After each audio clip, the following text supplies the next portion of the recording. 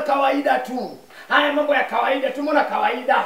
Yamkini Mungu anaweza kukutokea katika ndoto, akazungumza na wewe, akazungumza na wewe kufanya mambo ya maendeleo, akazungumza na wewe kufanya jambo fulani, lakini ukalipuuza, ukaona nimeota tu. Haya ni mambo ya rohoni, mambo yanaendelea katika ulimwengu wa roho. Yamkini Mungu anaweza kukuonya kupita njia hii, usipite njia hii. Yamkini umelala au uko unatembea, huwezi kupokea kwa sababu haujui mambo ya rohoni. Endapo takuwa umejinyenyekeza kwa Mungu, umebadilika, umeokoka, umempenda Mungu, unamtumikia Mungu, lazima uelewe.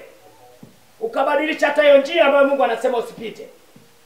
Ukabadilisha hata kitu ambacho amesema usikifanye. Bwana pewe sifa. Kwa hiyo haya mambo yanakuja kwa watu wa rohoni.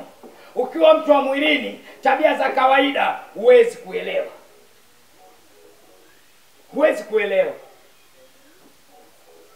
Hata Mungu akisema uombe, kuna jambo baya litakutokea, omba. Unaona yamkini umelala, unaona katika ndoto, lazima uombe. Tii sauti, hiyo ni sauti ya Mungu. Hayo ni mambo yanayoendelea ulimwengu wa roho. Mungu anakupa maelekezo tayari, wewe ni kusimama na kuomba. Haleluya. Hayo mambo ya roho usije kupuuzia. Mbona nimeota watu wanajua mambo ya roho? Bwana pewe sifa. Haleluya. Umechoka, sema amen ya ushindi. Amen ya ushindi.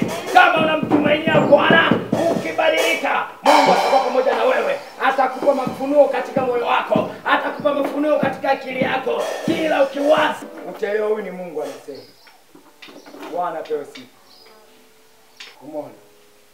Yaani mtu akiwa katika roho, mtu ambaye amebeba mambo ya rohoni, mtu ambaye ana vision, kuona katika ulimwengu wa roho yote yanayoendelea, yeye anajua.